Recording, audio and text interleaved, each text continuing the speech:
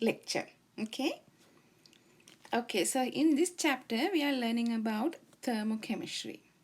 Okay, yeah, it's recording. So thermochemistry is energy flow and chemical change.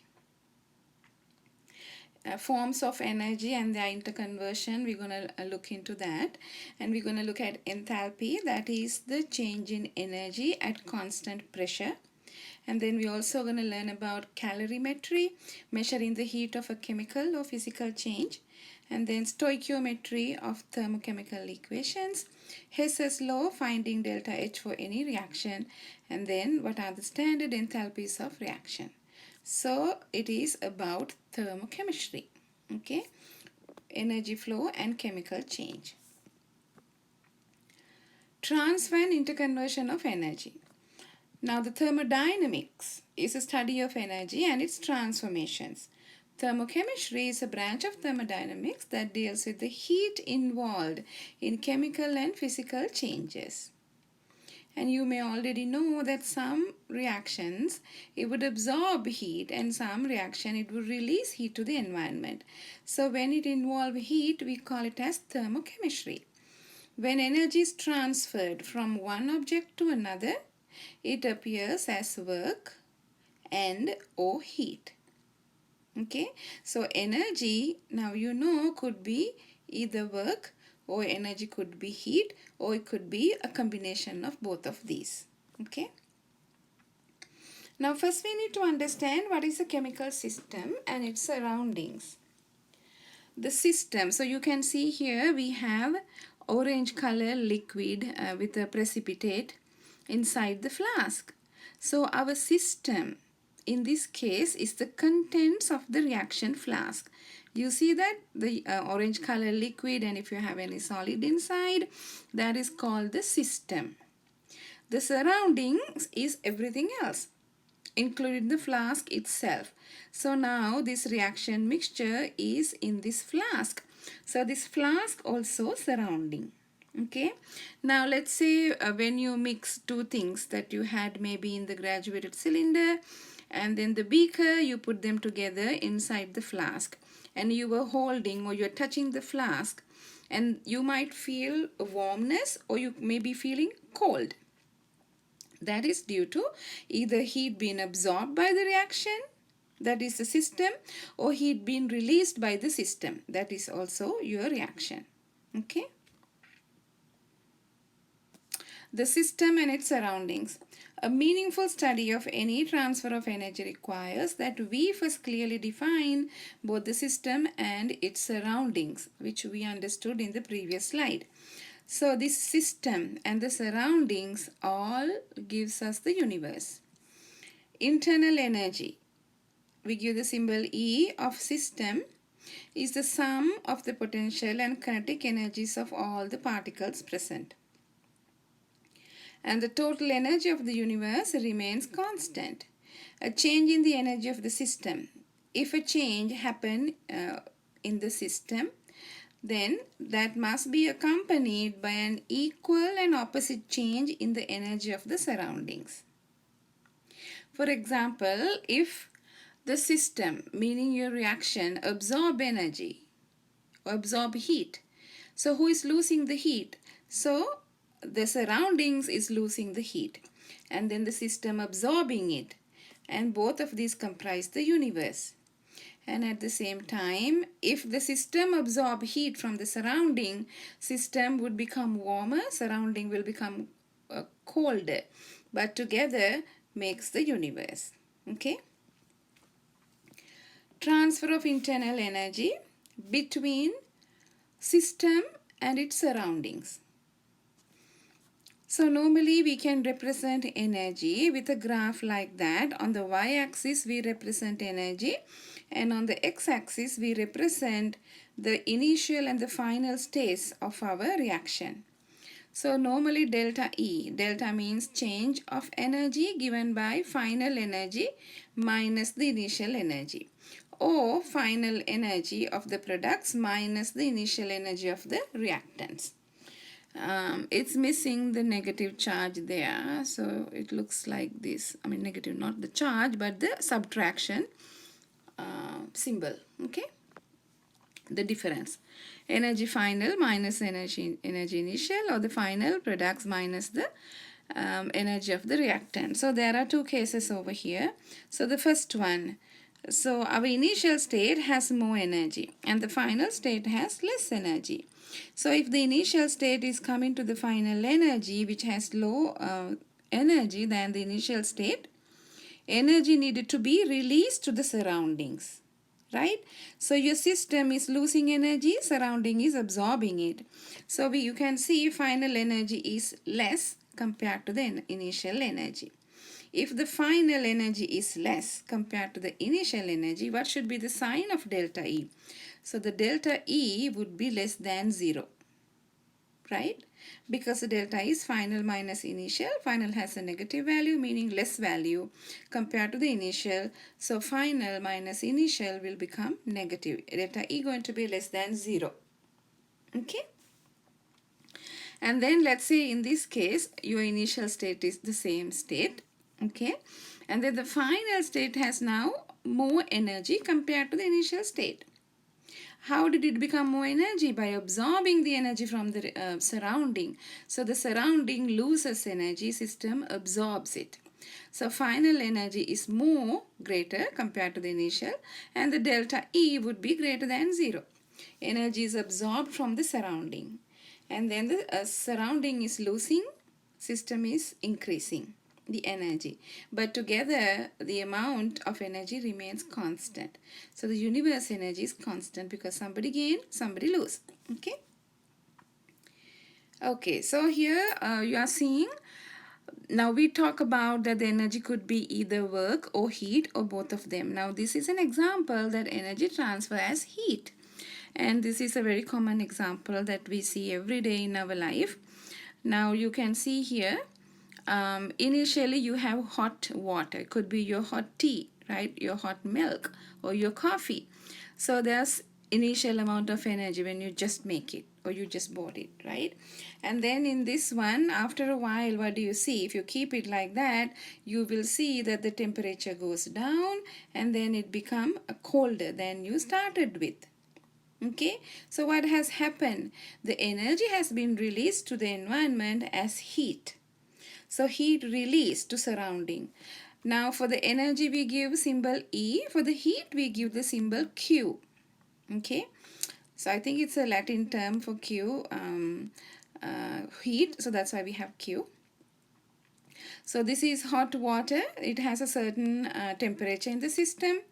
And then the system temperature, which is the hot water, is greater than the surrounding temperature. Since you have hot water and the surrounding is less warmer compared to your hot water, you can see the steam goes out and then it comes to a lower temperature. So the surrounding is absorbing the heat released by your hot water. Delta, what do you think about the delta E? Who has more heat energy? Initial has more heat energy, and this is the final. So the final minus initial is going to be delta E less than 0. Heat released to the surrounding, Q going to be less than 0. Okay. And in this case, B, energy, as now you have ice cold water, or maybe you are taking some soda to drink with some ice cubes, right?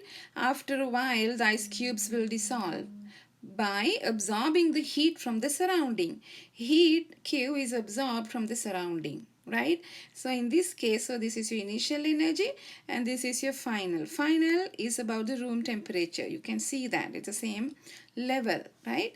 So here the heat is being absorbed by the surrounding. So the final has more compared to the initial. So the delta E going to be greater than 0. Q going to be greater than 0, which is a positive value. Okay. Energy transfer as work. So that was an example, energy as heat. Now here's an example that energy transfer as work. Now here you have a container and it is connected to a movable piston. So the piston can move based on subtle changes in the gas inside this flask or inside this container. We have some zinc put inside here, zinc metal, a solid, and this liquid is hydrochloric acid. Now what happened with zinc and hydrochloric acid? So you have zinc plus the hydrochloric acid together, it's going to form zinc chloride and hydrogen gas. Now, initially you not have any gases. You have the liquid and the solid zinc. Now hydrogen gas is being formed. So this purple color that you see here is the hydrogen gas. Now as the hydrogen gas form, as the reaction proceeds, you can see zinc is disappeared that you had there. But now it became zinc chloride soluble in water and hydrogen gas. So what happened to the piston? The position of the piston? It was here before, now the piston is right there. The piston has moved outward. Now who is doing the work here? It is the system is doing the work on the surrounding. Now who has more energy, initial or the final? What happened? So who lost the energy? The system lost, right? Because you have final, you have less compared to the initial. Gaseous product, which is your system, loses energy as it expands against surrounding. Okay, so this is your initial level and this is your final level. Final level. So the final has less energy compared to the initial. It has lost energy. So the system is doing work on the surrounding. Gaseous product, which is a system, loses energy as it expands against surroundings. Work is done by the system. Work, we give the letter W. Done by the system. So final has less energy compared to the initial. So the W is going to be less than 0. So the delta E less than 0, meaning delta E would be negative. Now, the same system. Let's say you have this system, the final state from the previous reaction. So you have now we can consider this as your initial state. Now this is a movable piston, and then the purple color is the hydrogen gas. You know hydrogen gas or any gas, their particles are very small and then it takes a larger volume, but it can compress and expand. So if you compress it, if you move the piston towards the gas, so you can compress it, right? You begin here and then if you move the piston towards the system, now the surrounding is doing the work. The piston is moving towards the system. Now who is doing the work now? The surrounding is doing the work. Surrounding is doing the work on the system. So the system gain energy as work. So the final state has more energy compared to the initial. So in that case, final minus initial would be greater than 0, delta E greater than 0, W greater than 0. Okay. So surrounding is losing energy as they compress gaseous product. So our gaseous product is the system. Okay, so that is how energy work as heat and work, and also the signs of these heat and work that we have to look at. Okay, so this is a sign conversion for Q, W and delta E. Q positive, W positive. Now the delta E, remember, energy could be either heat alone, either work alone, or it could be both of them together. So we can come up with an equation delta E, the energy change of a system, equals Q plus W. If the Q and W both positive, your delta is going to be positive. And if Q is positive, meaning a system is losing, and then not losing. Surrounding is doing the work on the system, it would be positive. And then the work is losing, so then this is going to be the combination of which one is more higher value. Depends on the size of the Q and W. And similarly, if Q is negative, W is positive again. Since Q plus W is your delta E, depends on the sizes of Q and W, delta E. And if the Q negative, W negative, so then the delta E also negative, meaning your system is losing heat, system is losing work, so then the delta E would be negative. The final would have less energy compared to the initial. Q plus means system gains heat. When the system gains heat, that's positive. Negative means system releases heat. Same for the W. Positive means work done on the system. Negative means work done by the system. The first law of thermodynamics states that the total energy of the universe is constant. Energy is conserved, is neither created nor destroyed. Energy transferred in the form of heat and or work. So the delta E universe equals delta E system plus delta E surrounding equals 0.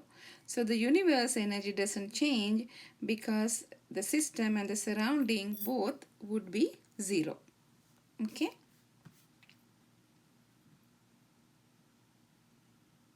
Okay.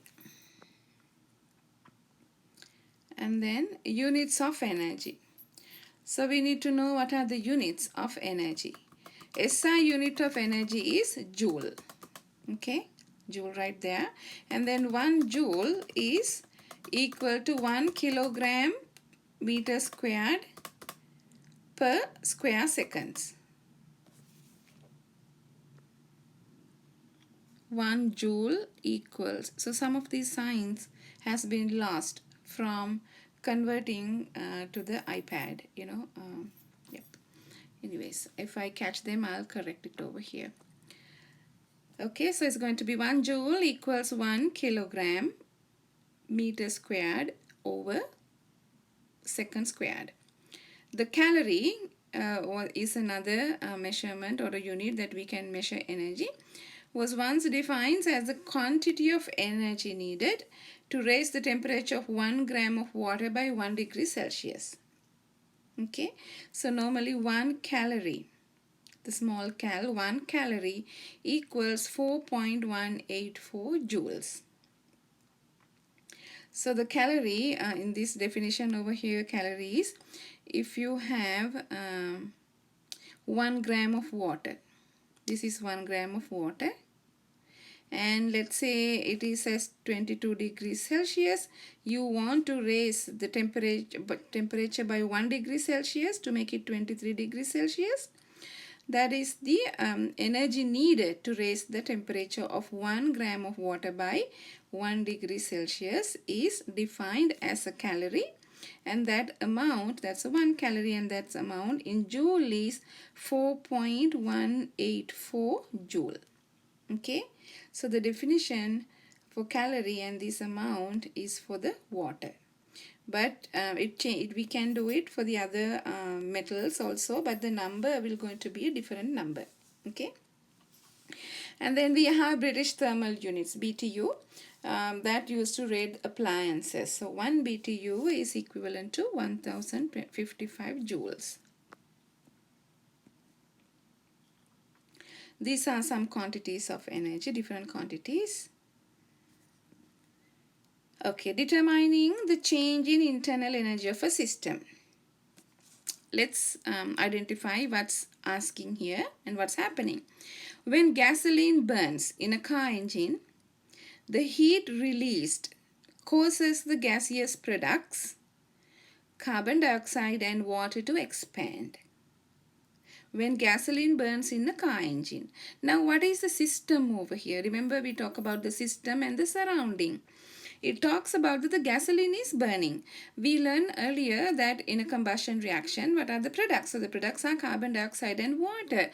So our reaction or the system is going to be, the gasoline is your reactant, products are carbon dioxide and water. So that is your system, and everything else, even the car that is holding, the pistons, the gaseous cylinder, everything is your surrounding. Okay, which pushes the pistons outward. Okay, now somebody is doing the work here. Who is doing the work now? If the pistons are pushing outward, your system, which is the burning of the gasoline to give carbon dioxide and water, is doing the work. Do you see that? So the gasoline, it's a combination of many hydrocarbons, could be octane and some other things. So you burn it with oxygen. So this is going to be your system. It generates carbon dioxide and water. That's the system. And then carbon dioxide is a gas, water is water vapor. Okay. When these two are generating, it pushes the pistons outward, and then it says the excess heat, and not only carbon dioxide and water, heat is also generated. Of course, when you are burning a hydrocarbon, heat also generated, right? So heat also belong to your system. Okay. Excess heat is removed by the radiator. If the expanding gases do 451 joule of work, so these expanding gases, they are doing work, 451 joule of work, 451 joule of work on the pistons, and the system, meaning this reaction, releases 325 joules to the surrounding as heat. Calculate the change in energy. Delta E, you need to convert to joules, kilojoules and kilocalories. How do we do that? Remember our equation, delta E equals Q plus W. Q is the heat. Now this is the heat. So now this is our reaction or the system. Has the heat been released by the system, or the surrounding has put heat into your system? It's released, right? So then what do you think about the sign of heat? Positive or negative? Heat is released from the system. If it releases, now at the beginning you have a certain amount of heat trapped in the gasoline. Now it has lost heat. Okay, so then the heat is going to be negative. What about the W? W, if it says the expanding gases do 451 joule of work on the pistons. Again, meaning work is also done by the system. So it's releasing 451 joule of work. That's also going to be negative. So, yes, so the Q, 451 joule of work, that's going to be negative, and also the system releases 325, so that's going to be also negative. So negative 451, negative 325 joules. Okay. Both system and system loses heat and work both. Okay. So let me show you the signs here, since the signs has lost. So Q going to be, Q equals negative 325, W also negative 451 joules, and delta E equals Q plus W. Q plus W, so meaning you add the negative 325 and negative 451 together give you negative 776 joules. So the delta E equals negative 776 joules, and we can convert joules to kilojoules. 1000 joule equals 1 kilojoule. Okay, 10 to the power 3 joules, which gives you negative, again negative 0.776 kilojoules. And we also want to convert this delta E energy to calories. So let's see how to convert it to kilocalories. So negative 776 joules, and then you can convert. So we have seen the conversion earlier. 1 calorie, 1 small calorie equals 4.184. 1 calorie, remember we saw that here, 1 calorie equals 4.184. So you can see this is joules. So you put the joule in your denominator, 4.184 joules equals 1 calorie. And then we can convert it to kilocalories. 1000 calories equals 1 kilocalorie. So this is how you're gonna convert joules to kilocalories. 1000, okay, that's not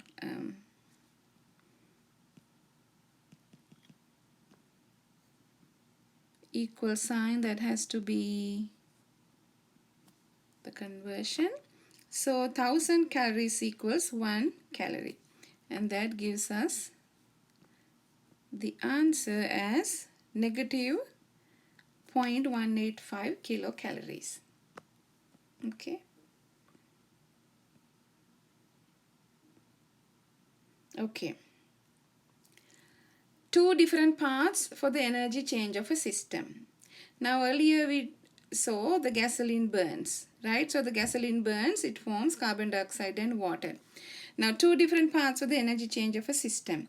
Even though Q and W for the two paths are different, the total delta E is going to be the same for both. So this, you can put this octane in a container like this and you burn it. When you burn it, you're going to be making carbon dioxide and water, generating 8 carbon dioxide and 9 water according to the balance equation. You also put octane into your car engine, that also gives you carbon dioxide and water. And if this is the initial energy for the octane and oxygen, your reactants, it doesn't matter which path it burns, it always end up giving you the same final energy. Okay, when you are burning gasoline, energy released as work and heat, and then if you burn it in a container like that, there is no work, energy released as heat. So the difference is the delta E. Okay. Okay, so let's do the pressure volume work in the next session.